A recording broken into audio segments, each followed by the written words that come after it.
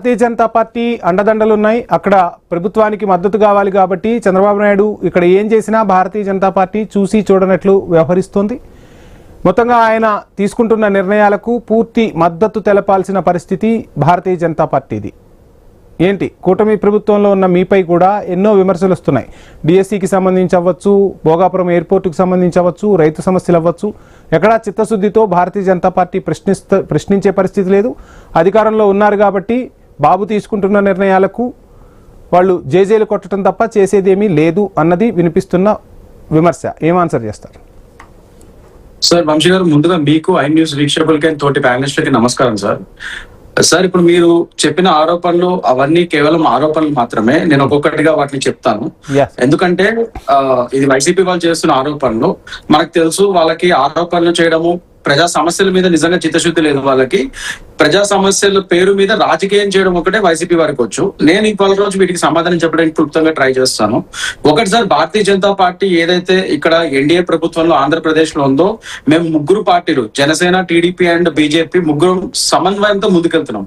ఇక్కడ ఒక పార్టీ ఎక్కువ కాదు, ఒకటి తక్కువ కాదు, ఒకరు తీసుకున్న డెసిషన్ ని ఇంకోళ్ళు జేజేలు కొట్టే పరిస్థితి కాదు. ముగ్గురం సమన్వయంతో ఒక కలెక్టివ్ గా ఒక డెసిషన్ మేకింగ్ చేసి దాని ప్రకారంగా ముందుకెళ్తున్నాం సార్ పాలసీల మీద. ఇప్పుడు మీరు చెప్పిన ఏదైతే ఫస్ట్ ఇది ఆక్వా రైతులు ఇప్పుడు ఫస్ట్ వచ్చింది కాబట్టి చెప్తున్నాం దాని మీద పిఎం మత్స్యకార యోజన కింద 2,000 కోట్లు మనం ఆల్రెడీ అలోకేట్ చేయడం జరిగింది.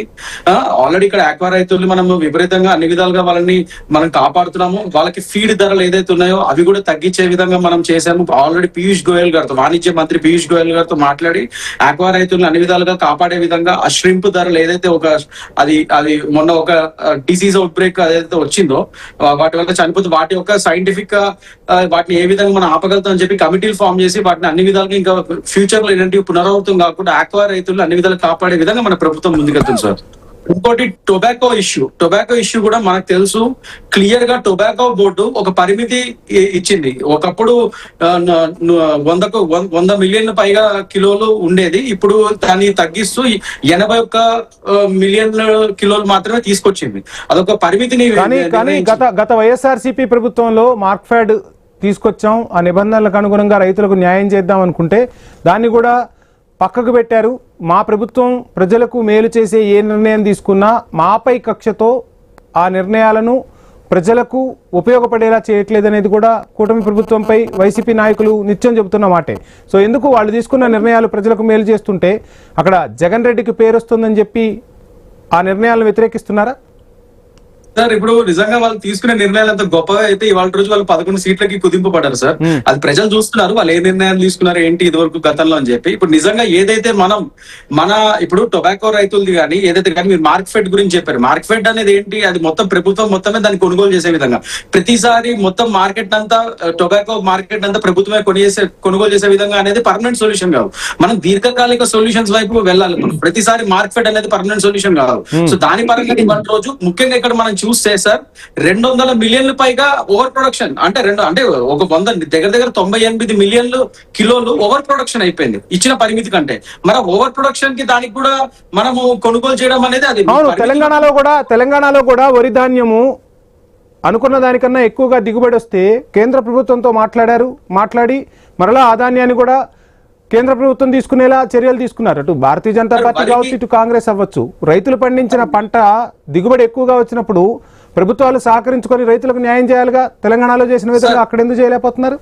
సార్, కరెక్ట్ క్వశ్చన్ అడిగారు. ఇప్పుడు దానికి ఆన్సర్ చెప్తా సార్. వరి వేరు, టొబాకో వేరు. వరి అనేది మనము ఒక ఆహార పదార్థం, అది మన అన్ని విధాల్లో చాలా వాటిలో ఉపయోగించేది. టొబాకోకి వేరే ఉపయోగం లేదు, కేవలం ధూమపానం కోసం ఉపయోగిస్తాం. అది అందరికీ తెలుసు. ఫస్ట్ ఆఫ్ ఆల్ అసలు మనం పొగాకుని ఎంకరేజ్ చేయడమే ఒక విధంగా చాలా తప్పు. టొబాకో బోర్డ్ అని పెట్టి దానికి పరిమితులు, ప్రొడక్షన్ ఇవన్నీ పెట్టింది ఎందుకు సార్? అది వి షుడెంట్ ఎంకరేజ్ స్మోకింగ్. అది కేవలం స్మోకింగ్ తప్ప దేనికి పనికిరాదు అది టొబాకో. సో దానికి అది వరి వేరు, టొబాకో వేరు. సో టొబాకో ఓవర్ ప్రొడక్షన్ అసలు చేయకూడదు. అది జరిగిందంటే అది ఇల్లీగల్ ప్రొడక్షన్ అన్నట్టే. ముఖ్యంగా ఇప్పుడు మనం చూస్తే వ్యవసాయ శాఖ దగ్గర ఎంత విస్తీర్ణంలో పొగాకు సాగవుతుంది అన్న లెక్కలు లేవా? అప్పుడే రైతులను రిస్ట్రిక్ట్ ఎందుకు చేయలేకపోయారు మరి? సార్ రైతులు రిస్ట్రిక్ట్ చేసినా ఇల్లీగల్ గా పెంచిన దాన్ని ఇష్టం వచ్చినట్టు పెంచి మళ్ళీ వాళ్ళ మార్కెట్ లో తీసుకొస్తే అప్పుడు మీకు తెలుసు టొబాకో బోర్డు ద్వారా మనం నిర్దిష్టమైన ఆప్షన్స్ అంటే ఏదైతే లైసెన్స్డ్ ఆప్షన్స్ ఉన్నాయో దాని ప్రకారమే మనం లైసెన్స్డ్ ఆప్షన్ ప్లాట్ఫామ్స్ ద్వారానే చేస్తున్నాం. అప్పటికి మొన్న మనం రీసెంట్ గా మీరు చూస్తే మనం చేసాం, మనం ఆప్షన్ నిర్వహించి చాలా మటుకు వాళ్ళు కొనుగోలు చేసాం. కానీ ఇంకా ఓవర్ ప్రొడక్షన్ అయిన వాటిని ఇంకా ఏం చేయాలనేది ప్రభుత్వము వాళ్ళ యొక్క పీయూష్ గోయల్ గారితో వాణిజ్య మంత్రి పీయూష్ గోయల్ గారితో మాట్లాడారు. మనకి రాష్ట్ర ప్రభుత్వం కూడా దాని ప్రకారంగా నెక్స్ట్ దాని కార్యాచరణ చేస్తారు. నేను అదే చెప్తున్నా, టొబాకో వేరు వరి వేరు. టొబాకో కేవలం ధూమపానానికి పనికి వస్తుంది, దానిలో పరిమితులు ఉన్నాయి, దానిలో రెస్ట్రిక్షన్స్ ఉన్నాయి. మనం అన్నింటినీ ఒకే దాంట్లో ఒకే బ్రాకెట్ లో పెట్టి చూడలేము మనం అన్ని ప్రొడక్షన్స్. నేను అదే చెప్తున్నా, ఇవాళ రోజు టొబాకో రైతులు ఇంకోటి ఎక్స్పోర్ట్ గణనీయంగా పడిపోయింది. సరే టొబాకో ఎక్స్పోర్ట్స్ కూడా 30% పడిపోయింది. సో ధరలు లేవు. ధరలు లేనప్పుడు మనం ఎక్కడి నుంచి మనం వాళ్ళకి మార్కెట్ లేని చోట మనం టొబాకో గురించి చెప్పారు. ఆక్వా రైతాంగానికి సంబంధించి వాళ్ళ సమస్య ఏమవుతుంది? మరి వాళ్ళకి ఎందుకు న్యాయం చేయలేకపోతున్నారు? వాళ్ళెందుకు రోడ్డెక్కి నిరసనలు వ్యక్తం చేయాల్సి వస్తుంది? సార్ ఇప్పుడు నేను డిబేట్ స్టార్టింగ్ లోనే ఆక్వా రైతులని అడ్రస్ చేశాను ఆల్రెడీ. ఇప్పుడు ఏదైతే పిఎం మత్స్యకార యోజన కింద 2000 కోట్లు ఆల్రెడీ మనం ఆంధ్రప్రదేశ్ కి కేటాయించాం. మొన్ననే 600 కోట్లు ఆల్రెడీ రిలీజ్ చేశాము కేంద్రం నుంచి. అండ్ ఇంకోటి ఏంటంటే అన్నిటికంటే ముఖ్యం, ₹1.50 per unit subsidised electric current ఏదైతే ఉందో మత్స్యకార రైతులకి అది కూడా ఇస్తున్నాం మనం నిర్దిష్టంగా.